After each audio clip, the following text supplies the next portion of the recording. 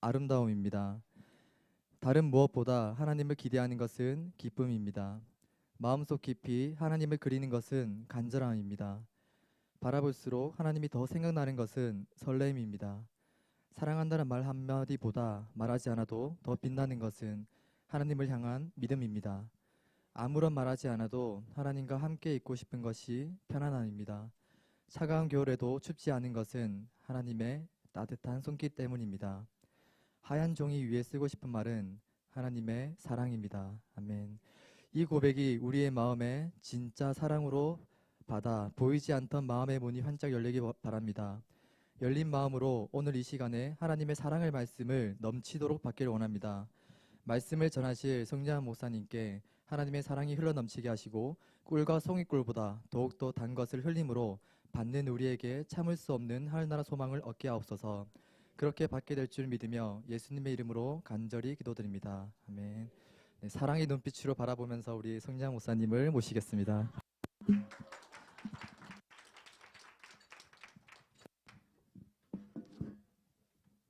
네, 안녕하세요. 네, 여호와여, 내가 모든 민족 중에서 주께 감사하며 주의 이름을 찬양하니이다. 아멘. 잘 추우신데도 이렇게 잘 참석하시고 또 새벽을 깨우시고 고생들이 많으십니다.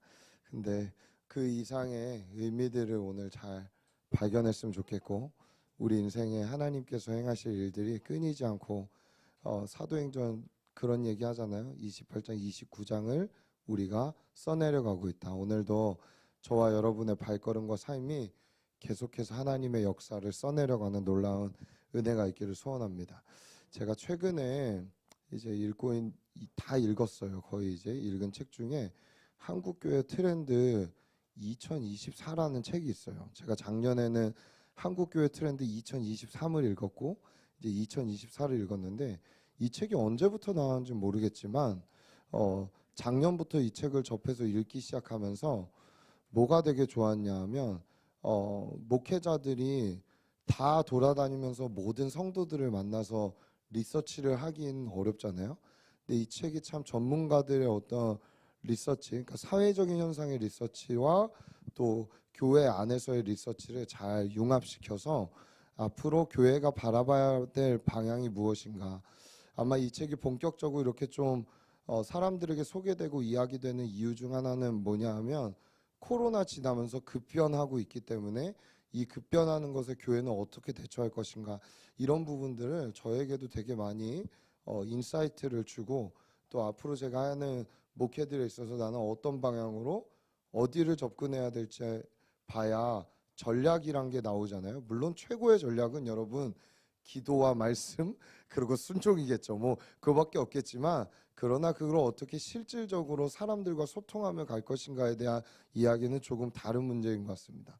여러 가지 이슈들이 있습니다. 그중에 뭐 외로움이라는 이슈도 있고, 특별히 교회 안에 있는 성도들을 대상으로 조사를 했는데도 교회 안에 여러분 외로움을 느끼는 사람들의 빈도수가 40% 이상이 넘을 정도로 교회를 다니나 고독하다, 교회를 다니나 외롭다, 이런 이제 이슈들로 시작해서 뭐 밈 제너레이션이라는 이슈들, 작년에 나왔던 어떤 이슈 중에 SMBR이라는 Spiritual Not But Religion이라고 얘기하는 그런 어떤 영적이지만 종교적이지 않은 어떤 신흥 세대들, 또 플로팅 크리스찬, 이런 것들이 작년에 막 이슈돼 갖고 대두가 됐었어요. 플로팅 뭐냐면 둥둥 떠다니는 크리스찬들이에요. 그러니까 한 군데 어떤 교회를 내가 등록하고 다니는 것이 아니라 내가 원하는 설교, 내가 원하는 어떤 찬양들, 여러분 예배라는 것도 유튜브에 있는 것들 좋은 찬양이랑 설교랑 딱 이렇게 짜집기해서 하면은 내 방 안에서 어떤 좋은 교회를 만들 수 있다라고 생각을 할 수도 있는 것이죠. 이런 여러 가지 이제 이슈들이 나왔었는데, 이번에 있었던 이슈들 중에 여러분 어떤 이슈가 있었는지 아세요? 3040이었어요. 예, 제가 보고 너무 놀랐어요, 사실은. 예, 3040이라고 그냥 딱 대문짝하게 3040이라는 한 카테고리를 다루고 있어요. 특별히 거기 나와 있는 얘기들 조금 나눠드리자면, 여러분 30대와 40대는요 겹치기도 하는데 공유하지 않은 시대를 살고 있다고 합니다. 그래서 사실은 여기 30대, 40대 이렇게 되신데 동시대를 살아가고 있지만 우리가 공유한 세대는 조금 다르다는 거죠. 30대는 밀레니엄 시대와 겹치는 시대라면 40대는 여러분 들어보셨나요? X세대? 예, 예, 기억나세요? 예, 전혀 공감 안 되는 여기 20대들도 있는데 그 당시 X세대가 등장할 때 신인류라고도 이야기했어요. 막 돌아다니면서 삐삐 들고 다니고 막 이러면서 네. 웃으시는 분들 다 저와 함께 이 시대를 공유하고 있는데 예, 이들은 다른 문화권에서 조금씩 다르게 자라긴 했지만 그런데 분명히 공유하고 있는 것들이 있습니다. 지금 현대 그렇죠? 빠르게 변화하는 것 앞에서 우리는 이 문명을 함께 공유하고 있습니다. 자, 이 문명을 누리고 문명에 발맞춰 간다. 우리는 많은 혜택을 누리는 것을 의미하고 있지만 사실은 이것 자체가 우리 모두에게 스트레스입니다. 그리고 앞으로 더 큰 스트레스가 될 겁니다. 왜냐하면 그만큼 어떤 것에 적응하려면 빠르게 트렌드에 앞서서 이들을 계속 안정적이지 그냥 안주하는 게 아니라 뭔가 나를 계속 움직이게 만들고 배우게 만들고 나아가게 만드는 것도 하나의 스트레스가 될 수 있다는 것이죠. 그렇죠? 이런 것을 우리가 함께 공유하고 있습니다. 그렇게 이들은 계속해서 안정적이지 않은 불안한 미래 속에 뭐가 어떻게 변할까, 어떻게 내 삶은 흘러갈까라는 것에 이 결정하며 스스로를 책임져야 되는 시대에 우리가 살아가고 있다는 겁니다. 이들은 선택에 있어서도요 기준을 잡기가 쉽지 않습니다. 특히 신앙에 있어서도 마찬가지입니다. 어떤 부분 세상을 이해한다고 하면서 세상에서 나가서 성육신적 삶을 살려고 하면 자신들이 가지고 있는 신앙의 가치관이 막 흔들리는 것 같은 느낌을 받을 때가 있어요. 그렇죠? 그리고 또 반대로 그냥 아니야 내가 교회 안에서 거룩하고 순결하게 이걸 지키며 살아야 돼라고만 이것만 고사하면 또 세상에 나가서는 실력 없는 크리스찬이라는 이야기를 듣기도 합니다. 교회 안에서 말씀과 기도에 전념하며 살며 또 세상에 나가서는 실력 있는 사람으로 살아야 되는 사실은 미안한 얘기지만 예전에는 어떤 둘 중에 하나만 잘해도 됐거든요. 근데 그게 아니라 지금은 둘 다를 잡아야 되는 이 시대에 살고 있단 말이에요. 여러분 근데 이 3040 세대가 어느 정도 비율을 이 사회에서 차지하고 있는가 리서치를 한 걸 봤는데요. 30대는 한 695만 명이 우리 사회의 주를 이루고 있고요. 40대는 812만 명이라고 합니다. 그러면 이 두 세대를 합치면 얼마겠어요? 1507만 명이에요. 그러면은 한국 사회의 29.1%를 이 30대, 40대 세대가 차지하고 있다는 것이죠.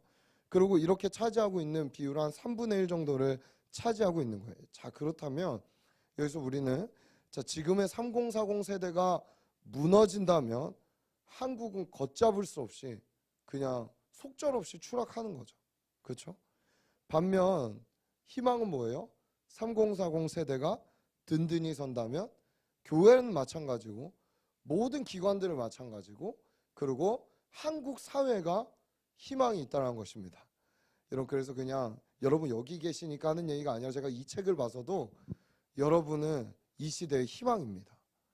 우리가 어떻게 하나님 앞에 서서 소망을 갖고 살아가느냐에 따라 이 사회와 교회와 모든 것이 달라질 수 있다는 걸 믿으시고 오늘 하루를 내가 하나님 앞에 어떻게 살아갈지를 잘 고민할 수 있는 저와 여러분의 삶이 되기를 간절히 소원합니다.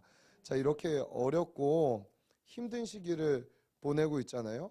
자, 우리가 이 어렵고 힘든 시기 변화하는 시기 가운데 우리는 어떤 마음가짐으로 어떤 생각으로 살아야 될까?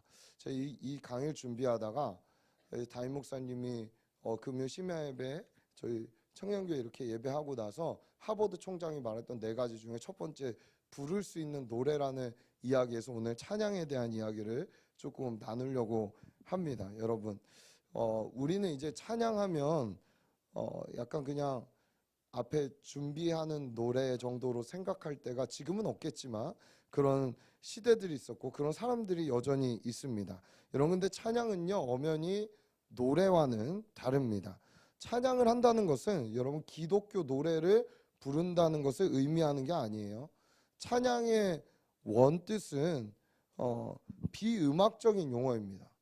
그럼에도 불구하고 크리스천들이 모이면서 찬양한다는 말을 그냥 기독교적 그냥 세상 노래 아닌 복음이 그냥 좀 담겨 있는 그런 노래를 부른다라는 의미로 사용할 때가 종종 있습니다.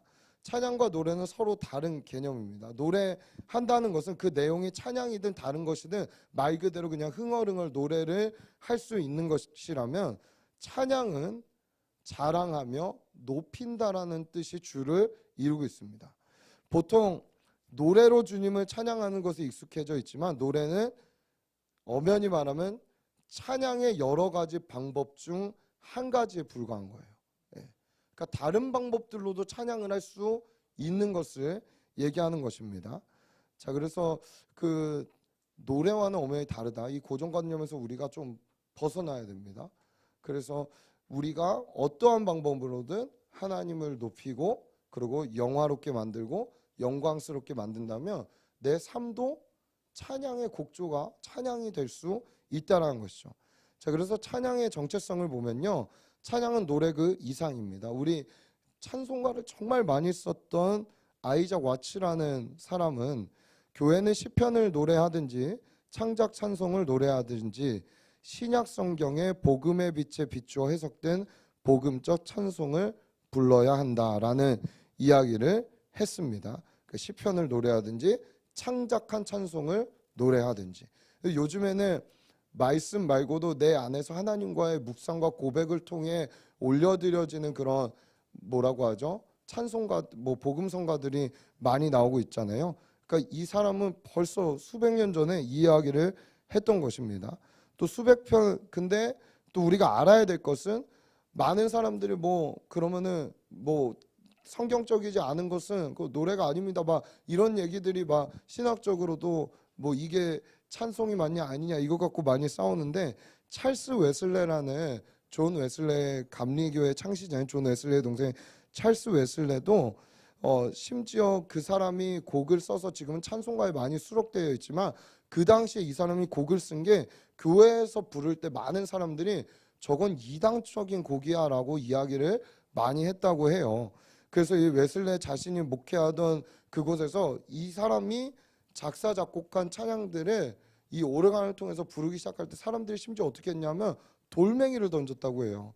어떻게 저런 노래 부를 수 있어 하면서. 근데 지금은 찬송가에 이렇게 실려 있는 것이죠. 그만큼 사람들의 내면적 요구와 그리고 하나님께 바라는 소원들과 이런 것들이 달라지면서 찬송가의 가사라든지 곡조라든지 이런 것들이 달라질 수 있다는 거예요. 저도 어렸을 때, 전 장로교 출신이거든요. 근데 제가 초등학교 때 진짜로 요즘 세대들을 들으면 진짜 그런 일이 있었어 라고 싶을 정도로 저희 교회에 드럼을 들여놓느냐 많으냐 갖고 장로님들하고 진짜 막 난리가 났었거든요. 저 진짜 그런 교회에 있었어요. 춘천에 있는 하시국교회였는데도 막 일렉기타 막 마기악기라고 그러고 막 이랬었어요. 여러분, 근데 지금은 그런 게 다 없어졌죠. 일렉은 왜냐하면 일렉기타가 사실 한국교회 이렇게 막 그 본격적으로 찬양에 사용된 거는 그리 오래되지 않았어요. 자, 시대의 사람들의 요구에 우리가 맞춰서 그들의 내면을 터치할 수 있는 거. 하나님은 어떤 방법으로도 일하시기 때문이죠. 그래서 찬양의 정체성이라는 것은 우리의 어떤 내면적인 하나님과의 관계에서 나오는 고백들로도 쓰여질 수 있습니다. 그게 시편에 다윗이 많이 썼던 것이죠. 자, 그렇다면 우리 두 번째 와서 찬양의 본질은 무엇일까요? 본질은 찬양은 하나님을 자랑하는 것입니다. 하나님을 자랑하는 거예요. 그래서 찬양의 주체는 누굴까요? 하나님이에요. 내 내면의 고백으로 쓰여지더라도 그 고백을 터뜨리시는 분이 하나님이라는 인정에서부터 나오지 않는다면 우리는 어떤 부분 그냥 푸념하듯이 막 고백하고, 기도도 마찬가지죠. 기도도 하나님과의 대화라는 것이 인지되지 않으면 막 쏟아내지만 결론이 없어요. 그렇죠? 찬양도 마찬가지예요. 근데 내면의 고백 막 하는데 하나님이 주인이라는 게 인정되지 않으면 이 찬양의 결론이 없는 거예요. 그래서 어떻게 할 것인데 라는 것이 우리의 고민이 되는 것이죠. 그래서 나의 마음으로 동의하고 입술로 고백하게 되는 것까지가 찬양의 본질이라고도 할 수 있습니다. 자, 누가복음 19장 40절에 보면 돌들이 소리치게 할 것이라고 예수님 이야기하세요. 찬양은 하나님의 임재와 다스림에 대한 반응이라는 것이죠. 침묵한 돌들이 소리치게. 본문에서 바리새인들은 사람들이 예수님을 환영하고 찬양하는 게 못마땅해 했습니다. 사람들이 예수를 왕으로 모시게 되면 적대시행 관계에 있는 본인들의 입지가 좁아지기 때문이죠. 그래서 책망하라고 이야기하십니다. 하지만 예수님 사람들이 침묵해도 돌들이 소리칠 거다. 내가 나타나면 반응이 있게 될 것이다 라고 이야기하고 있는 것입니다. 사랑하는 여러분, 주님이 그냥 나타나시면 반응하게 되어 있는 거거든요. 그럼 우리의 찬양과 우리의 기도라는 것이 이 정도 수준까지 좀 갔으면 하는 마음이 늘 제 안에 그런 욕심이 있습니다. 그냥 억지로 막 앞에서 인도하니까 짜내는 찬양 막 불러서 짜내고 주야 하니까 막 이런 게 아니라 정말 임재에 계시고 함께에 계신 하나님 딱 보게 될 때, 좋은 곳을 여러분 딱 가서 보게 되었을 때 와라는 탄성이 터져 나오잖아요. 우리 브라질 갔다 왔던 지체들에게 이렇게 들었는데 또 그 폭포 갔다 오면서 폭포 보자마자 아마 누가 시키지 않아도 입이 딱 벌어지면서 와 하듯이 살아계신 우리 하나님의 임재 앞에서 이분이 나에게 행하셨던 일, 지금 행하신 일, 그리고 행하실 일을 기대한다면 우리가 어찌 잠잠할 수 있겠습니까? 소리칠 수밖에 없게 된다는 것이죠. 그래서 그분의 그 영원한 나라를 기다리고 기대하는 마음이 찬양 안에는 가득 담겨 있습니다. 그래서 이런 마음을 갖고 아마 예배 인도하거나 또 찬양 콘티를 짜거나 하는 분들은 아마 이런 마음으로 늘 짤 거예요. 예를 들면 제가 우리 이제 지난 금요 심야 예배 때 찬양을 함께 저희 공동체 지체들과 준비하면서 콘티를 벌써 한 달 전에 짜서 이제 그 콘티의 흐름들을 계속 생각하고 묵상하고 하나님 앞에 올려드리다가 이 장소에서 이제 저희가 예배 들어가기 전에 한 15분 정도 중보기도 하고 그 내용들을 함께 나누고 들어갔었는데 지난 금요일 이제 심야 콘티는 내 마음의 한 자리 주님만이 왕이십니다. 주를 경외함으로 빛으로 비추시네 셀러브레이 내가 소망한 하나님 나라. 원래는 뒤에 마라나타 거기서 있는 거였는데 시간상 끊었거든요. 자, 이 흐름이 하나님 앞에 어떻게 예배로 드려질까를 계속 고민하면서 함께 그걸 찬양할 지체들과 공유하고 이야기하는 것이죠. 가장 우리의 첫 번째 해야 될 것은 내 마음의 가장 중요한 자리 하나님 앞에 내려놓고 그분이 와서 왕으로 통치하게 만드시고 그런 다음에 내 마음에 오신 하나님을 경외하고 존중해 드리는 이 찬양.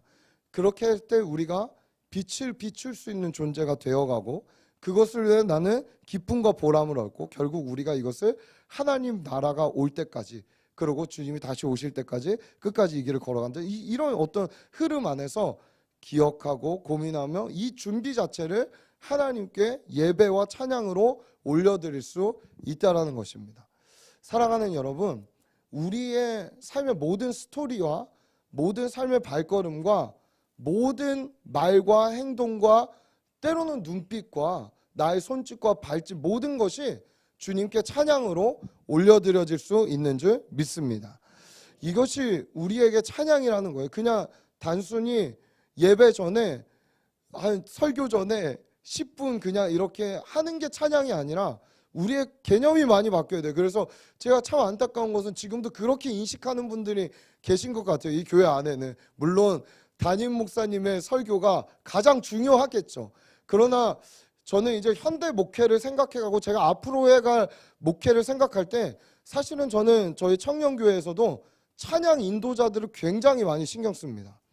인도자들을 막 진짜 수시로 만나고 이야기하고 지도하고 얘기하고 혼내기도 하고 때로는 품기도 하고 이러면서 하는 이유는 뭐냐 하면 현대의 찬양이라는 것은 설교자 이상으로 많은 비중과 많은 은혜를 끼칠 수 있고 그러니까 찬양이라는 것이 그들이 그냥 내가 인도자야 해갖고 노래를 준비하는 사람으로 되는 게 아니라 그들의 삶 전체가 예배로 드려지길 원하고 그렇게 해서 그들의 삶이 메시지로 흘러가길 원하는 마음들이 있어서 찬양 인도자와 또 예배팀에 저는 상당히 신경을 많이 쓰고 있는 것이죠. 근데 보면은 이제 주일날 제가 2부 예배 찬양 인도하잖아요. 보면은 항상 찬양 끝나고 들어오시는 분들이 계시더라고요. 저는 이런 문화도 많이 바뀌어야 된다라는 생각은 있습니다. 자, 그렇다면 우리 구약에 나와 있는 찬양이라는 언어로 해석된 4가지 단어가 있습니다. 이 단어를 함께 살펴보면서 이 찬양의 종류들이 우리가 말하는 본질적인 하나님의 이름을 높여드리고 하나님의 임재에 대한 반응을 하는 이 본질적인 것을 어떻게 표현되고 어떻게 이야기하는가를 함께 여러분과 살펴보려 합니다. 첫 번째는 할랄이라는 단어가 나옵니다. 여러분, 이 할랄에서 할렐루야가 나왔겠죠. 할렐루야는 뭐죠? 하나님께 영광을 돌린다.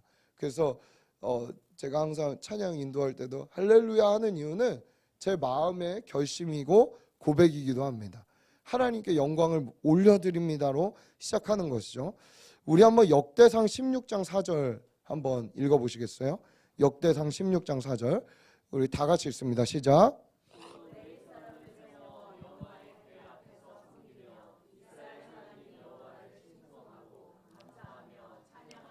예, 여긴 2가지가 써 있는데 특별히 여기서 칭송하고라는 말이 할랄이라는 말입니다. 칭송하고.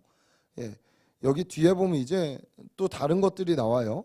그래서 여호와의 이름을 높이고 칭찬하다. 그래서 이 할랄의 기본 의미는요, 칭찬하다, 자랑하다, 축하하다 이런 뜻들이 있습니다. 이 성경에 정말 많이 등장합니다. 아마 찬양하다란 말 중에 이 언어가 제일 많이 쓰일 거예요. 칭찬하다. 그래서 칭송이란 말로 쓰이기도 하고 찬양이란 말로 쓰이다고 합니다. 우리 요엘서 2장 26절에도 이 단어가 쓰이는데 우리 요엘서 2장 26절 한번 다 같이 읽어볼까요? 시작.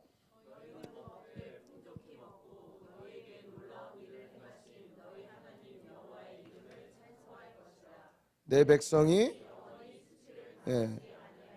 여기서 풍성히 먹고 주시는 놀라운 일을 행하신 이름을 높일 것이다. 칭찬할 것. 여기가 찬송할 것이다. 여기서도 할랄이 쓰입니다. 그 밖에도 여러분 정말 많이 써요. 역대상 16장 4절 시편에 수없이 이건 정말 세기도 힘들 정도로 많이 쓰입니다. 자, 이렇게 어떻게 우리가 이걸 적용할 수 있을까? 이 할랄을, 이 찬양을 하나님을 자랑하는 고백입니다. 여러분 삶에 주님을 정말 많이 자랑했으면 좋겠어요. 여러분 하나님 좋으시죠? 너무 좋잖아요. 여기 꾸역꾸역 나오신 분 없죠? 네. 새벽 꾸역꾸역 나오시는 분 없죠? 하나님 사랑해서 나오시죠. 하나님 너무 좋아서 나오시죠. 여러분 이 마음으로 나오면 다르지 않겠어요? 물론 때로는 너무 힘들지만 또 새벽이야 하면서 일어날 수도 있겠지만 저도 오늘따라 아이들이 막 잘 통잠을 자는데 오늘따라 막 큰 소리로 부르짖어 갖고 그래서 깼는데 3시부터 깼어요. 찬송할 것이라 뭐 나름 깨갖고 그래서 지들은 깨워놓고 잘 자더라고요. 그래서 이제 그러면서 하나님 앞에 그것 또한 감사를 올려드렸습니다. 그래서 여러분 할랄은 누군가와 사랑에 빠졌을 때 일어나는 현상과 동일합니다. 하나님과 깊은 교제, 인티머시, 친밀감에 한번 빠져보세요. 친밀감. 여러분 요한복음 쭉 읽어보면 요한복음의 주제가 뭘까? 그래서 저는 한 단어로 만약에 저에게 정의하라 그러면 친밀감이라 생각해요. 그 영원한 하나님과 예수님과의 코이노니아, 함께 교제하고 사랑하고. 여러분 성경기도 나와서도 아무도 없어도 왜 눈물이 나고 왜 그렇게 감격이 있고 우리 안에 그런 일들이 왜 벌어질까요? 하나님과의 친밀감 때문이에요. 사랑하기 때문에. 우리 수련회 때도 목사님 왜 눈물이 제가 이런 사람이 아닌데 눈물이 나는지 모르겠어요. 이랬을 때 저는 항상 얘기해줘. 하나님 지금 너 만지고 있기 때문에 그래. 만나고 있기 때문에 그래. 여러분 주님은 여러분을 너무 원하고 계세요. 그렇기 때문에 우리가 이제 그것에 이렇게 반응하는 거예요. 칭찬하고 그러고 존중해드리고 사랑하는 것이죠. 두 번째 빨리 가볼게요. 시간 많이 갔네요. 자, 야다입니다. 야다. 이 야다는 언제 쓰이는가? 영적 전쟁 중에 무기로 쓰이는 것이 약간 야다라 볼 수 있습니다. 우리 한번 그거 대표적인 구절 역대하 20장 21절 한번 읽어볼까요? 역대하 20장 21절 우리 다 같이 읽습니다. 시작. 백성과 더불어 의논하고 노래하는 자들을 택하여 거룩한 예복을 입히고 군대 앞에서 행진하며 여호와를 찬송하여 이르기를 여호와께 감사하세. 그의 인자하심이 영원하도다. 예. 여기서의 야다가 뭐냐면 찬송이 아닙니다. 감사하세입니다. 여호와께 감사하세 할 때 여기 감사하세 야다가 쓰입니다. 이 밖에도 야다는 여기저기 많이 씁니다. 기본적 의미가 뭐냐 하면 두 손을 들어 경배하다, 하나님께 감사하다, 그리고 하나님을 인정하다, 이런 뜻들이 있습니다. 여러분, 성경 속에 이 야다가 많이 등장합니다. 오늘 본문 제가 읽었던 역대하 20장 21절은 여호사밧과 아람 군대, 여호사밧의 나라에 있는 이스라엘과 아람 군대의 전쟁에서 완전히 포위당했을 때에 여호사밧이 하나님께 기도하며 하나님께 받은 전략이 뭐예요? 바로 제사장들을 앞세워서 찬양하며 나가게 하는 찬양의 군대를 만든 거예요. 여러분, 찬양은 무기입니다. 그렇죠? 우리 지난주에 특성 때 찬양은 내 무기, 소리 그 이상이라는 고백을 했었는데, 사랑하는 여러분, 감사해 보세요. 엄청난 무기예요. 예. 전쟁 중에도 환경을 넘어 하나님을 신뢰하겠다는 의지적 결단을 사단이 건들지 못합니다. 정말로 놀라운 거예요. 그래서 이 영적 전쟁 무기, 막강한 군대를 부르는 나팔 소리와 같습니다. 이렇게 상상하세요. 내가 어려움 중에 감사할 때 하늘의 군대가 나에게 내려온다는 상상을 해보세요. 그러니까 소집하는 거예요. 하나님의 군대들을. 감사는 하나님의 군대들을 모으게 돼요. 그리고 우리가 이건 육적으로 똑같아요. 여러분, 불평하는 사람과 계속 있고 싶으세요? 감사하는 사람과 있고 싶으세요? 당연하죠. 사람들을 모아요. 영적으로도 그렇지만 나와 함께할 사람들을 모을 때 늘 입에 불평 달고 다니는 사람은 사실은 함께하기 참 힘들어요. 근데 어떤 상황에도 감사하는 사람들은 나도 한번 저 사람의 그 감사에 젖어들고 싶다, 이런 생각이 싶을 정도로 이건 단순한 긍정의 힘, 긍정적인 의미를 넘어 우리에게 놀라운 힘과 능력과 군대를 모을 수 있게 해준다는 것입니다. 여러분, 야다 찬양은 환난 속에서 부르는 거예요. 곤고한 가운데 부르는 거예요. 고난 가운데 불러지는 찬양인 거예요. 이 가운데 하나님의 선하심, 인자하심, 자비하심을 신뢰하며 그분께 우리의 전 인격과 전 상황과 모든 것을 그분 손에 올려드리는 게 이 야다의 찬양입니다. 사랑하는 여러분, 감사하죠? 예. 이 야다의 명사형이 토다입니다. 여러분, 토다란 말 히브리어 들어보셨을 텐데, 이 토다는 감사함이라는 뜻을 그냥 가지고 있죠. 특별히 우리 잘 아는 본문 시편 100편 4절에 감사함으로 그 문에 들어가면 할 때 토다, 그렇죠? 그리고 찬송함 테일라라는 노래, 그리고 그 궁전에 들어가서 그에게 감사하며 그 이름을 송축할지어다 할 때 바라크, 송축은 축복하다라는 뜻이 있습니다. 여러분, 우리의 감사가 무기가 되시기를 예수님을 축복합니다. 자, 세 번째, 바라크라는 겁니다. 바라크. 이 바라크는 찬양과 증거라는 것인데요. 이 축복이라는 뜻이 있습니다. 그러니까 우리가 찬양할 때 우리에게 증거가 필요하잖아요. 주님이 우리에게 복 주시기를 간절히 소원합니다. 자, 창세기 12장 3절에 너를 축복하는 자, 바라크라고 얘기를 합니다. 그래 내가 복을 내리고, 여기도 바라크예요. 너를 저주하는 자. 그러니까 복이라는 뜻으로 해석이 됩니다. 그래서 의미는 송축하다, 축복하다. 시편에도 이 바라크가 송축, 찬양이라는 뜻으로 불리기 시작합니다. 자, 그럼 이거 어떻게 적용할까요? 하나님과 사람을 축복하는 거예요. 우리도 하나님을 축복할 수 있는 거예요. 우리의 말로. 그렇죠? 하나님께 복이 있다라고 이야기하고, 하나님께 모든 게 있다라고 얘기하고 인정해 드리는 것이죠. 반면 어떻게 해요? 사람들에게도 그 사람을 바라크, 축복해 주는 것입니다. 그러니까 뭐예요? 하나님과 사람을 축복하는 것도 찬양이라는 거예요. 예. 우리 좌우 앞뒤 분과 인사하겠습니다. 지금 이제 찬양하는 거예요. 사랑하고 축복합니다. 예. 여러분 지금 찬양하고 있는 거예요. 여러분 만나는 사람들을 많이 축복해 주세요. 사랑해 주세요. 이건 찬양이, 이게 예배예요. 우리는 예배가 그냥 하나님께만 있다고 얘기해요. 아니요. 하나님이 지으신 피조물을 향해서도 그 사람이 어떻게 될 것이다라고 축복해 주는 것도 예배입니다. 이걸 조금 더 들어가면은 우리가 예언이라고 이야기할 때 예언이 그냥 fortune, 미래를 점치듯이 하는 거, 그것도 예언일 수 있지만 그건 예언의 본질은 아닙니다. 예언은 뭐냐 하면, 예를 들면 제가 우리 문상훈 집사님을 진짜 힘든 상황에 있단 말이에요. 바쁘시고. 근데 격려하고 축복해서 다시 한번 하나님 앞에 나와 부르심의 자리에 서 있게 만들면 저는 이분을 향해 예언한 겁니다. 예언의 기능은요, 그 사람 격려하는 거예요. 그 사람을 사랑함으로 그 사람이 다시 이 사명의 길에 설 수 있도록 격려하고 세워주고 그 사람을 향한 하나님의 미래적 소망들을 이야기해 주는 거예요. 여러분 혹시 예언 은사 있다고 하면서 막 가갖고 문제인데 이러면은 사랑하는 여러분 다시 좀 생각하세요. 그럴 수 있어요. 그러나 예언, 하나님이 주신 예언은 절대 정죄감을 주지 않아요. 왜 그런 줄 아세요? 왜 그런지 아세요?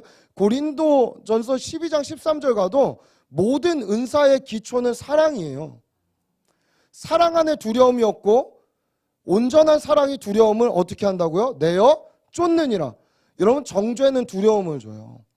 그렇기 때문에 사랑하는 여러분, 여러분이 만난 모든 사람들을 바라크 축복해 주세요. 예언해 주시고 그 사람이 지금 그렇지 않더라도 너는 온전해질 거야. 너가 주님 안에 있으면 너는 완전해질 거야. 너는 정말 사랑받는 자구나. 넌 정말 하나님이 너 이렇게 위로하고 있구나 라고 하면서 오늘 여러분 예배가 여러분의 삶에서 그렇게 드려지기를 간절히 소원합니다. 마지막 네 번째 자마르입니다. 이 자마르란 말에는 기타도 브랜드가 자마라는 기타가 있어요. 왜 그럴까요? 이건 실질적으로 소리를 내는 찬양을 이야기하는 거예요. 튀기다, 노래하다, 악기를 사용하다 이런 뜻이 있습니다. 그래서 시편 27편 6절 우리 한번 읽어볼까요? 먼저 시편 27편 6절 27편 6절 다 같이 읽습니다. 시작.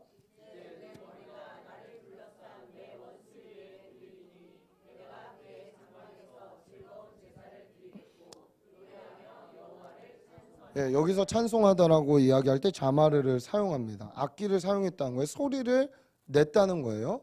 내가 원수위에 들릴 때 여러분 정말 힘들 때 어떻게 찬양을 소리내서 불러보세요. 근데 그 소리가 그냥 뀌적뀌적 나 같은 이런 게 아니라 좀 이렇게 크게 하나님께 때론 시간을 구별해서 혼자 있을 때도 크게 소리내서 불러서 그 왜 힘이 있는 줄 아세요? 소리를 내면 이 소리가 물론 영적으로 원수도 듣지만 힘든 내 귀에 들려요. 그랬을 때 우리의 영이 살아납니다. 이건 굉장히 영적 원리예요, 사실은. 예. 소리는 우리의 영을 깨워내요. 예. 지난주 자꾸 이야기해서 미안한데 저희 청년교회 그 특송 준비할 때 저희 특송 1시간 반 준비했는데 시간 가는 줄 몰랐거든요. 계속 불렀어요, 계속. 근데 부를수록 힘이 나더라고요. 흥이 나고 그 일주일을 준비하면서 저희 지체들 막 인스타나 SNS 난리가 나서 막 기대된다. 뭐 특송 너무 하고 싶다. 여러분 보통 특송이 부담이지 하고 싶겠어요? 예, 어려워요. 근데 왜? 찬양을 듣고 부를수록 우리 안에 이 내면의 영이 깨어나고 살아나는 것을 우리가 느끼게 되기 때문이죠. 이런 자마를 여기저기 많이 쓰입니다. 시편 33편 2절에도 수금으로 여호와께 감사하고 열줄 비파로 찬송할지어다. 여러분 이 찬송은 우리에게 너무나 놀라운 힘을 주고 있는 것입니다. 노래와 악기로 찬양하는 것, 소리, 찬양을 담아낼 수 있는 통로와 기쁨이 되는 줄 믿습니다. 여러분 오늘 제가 왜 이렇게 시간이 좀 갔지만 찬양에 대해서 나눴을까요? 우리 아까 얘기했죠. 30, 40대 이 시대 여러분 뭘로 이기시겠어요? 뭘로 이기시겠어요? 좋은 스펙 준비하실 거예요? 또 바뀔걸요? 트렌드는? 돈 버는 방법은 또 바뀔걸요? 어떻게 바뀔지 몰라요. 미래학자들도 미래가 뭐라고 얘기하냐면 예측 불가능하다라고 이야기해요. 그런 얘기 많이 들어보셨죠? 한국 경제 예측 불가능하다. 한국 사회 예측 불가능하다. 이런 얘기 많이 들어보셨잖아요. 그럼 급변하는 시대 가운데 뭘 붙잡고 여러분 승리하며 살아가시겠어요? 오늘 본질적인 찬양으로 우리가 힘을 얻어서 살아갔으면 하는 마음에 이 메시지를 여러분과 나눴습니다. 여러분 찬양은 힘이 있습니다. 찬양할 때 기적이 일어납니다. 우리 마지막으로 사도행전 16장 25절에서 26절을 한번 보면 좋겠는데요. 16장 25절 26절 우리 두 절의 말씀을 큰 목소리로 읽겠습니다. 시작.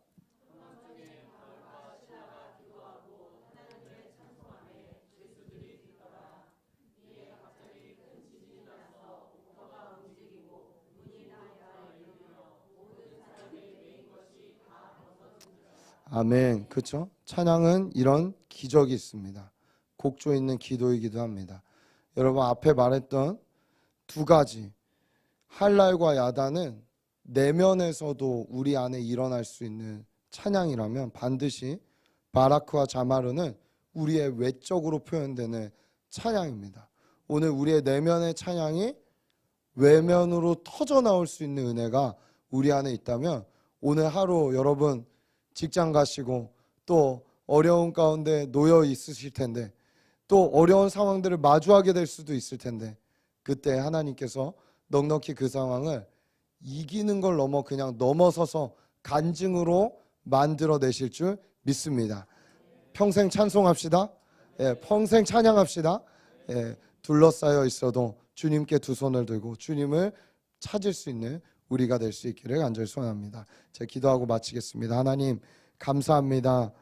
환경이 돼서 여건이 돼서 찬양하는 게 아닙니다. 그냥 주님이 계시기에 주님이 전부이기에 하나님 이 찬양에 내 힘이 있기에 주님을 찬양하는 마음으로 오늘도 삶으로 나섭니다.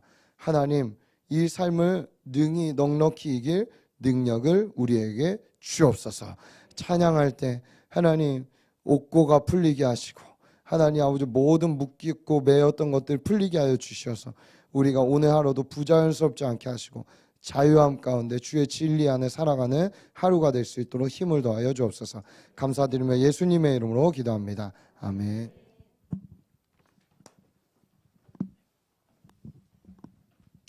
할렐루야. 잠도 많이 못 주무셔서 피곤하실 텐데 우리 3040에 꼭 필요한 그런 찬양의 본질과 그 의미에 대해서 이렇게 시간이 꽤 지났는데 이렇게 열강해 주신 우리 송유환 목사님께 감사의 박수 부탁드리겠습니다. 네, 감사합니다.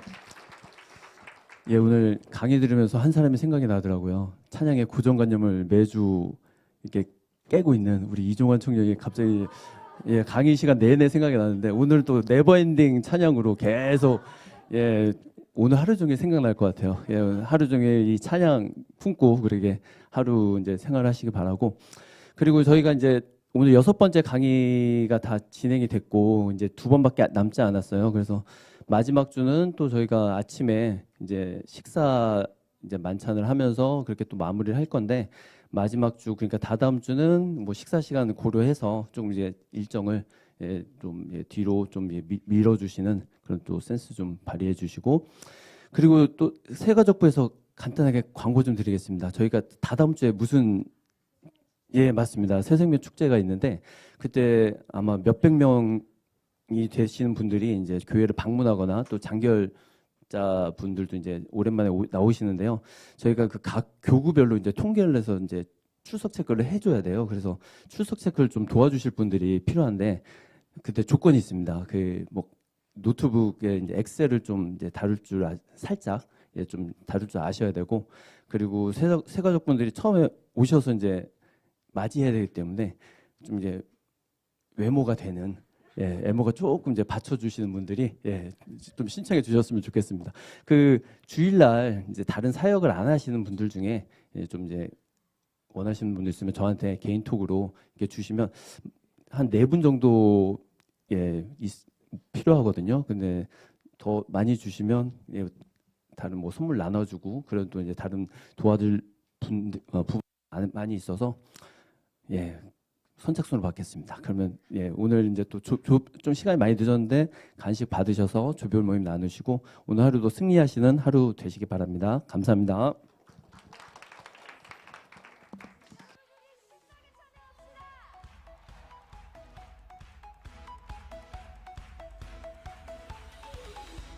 주의 이름 부르며 주님 앞에 나갈 때에 주님은 항상 그곳에 계시네. 반복되는 삶 속에 저희 음료를 프리미엄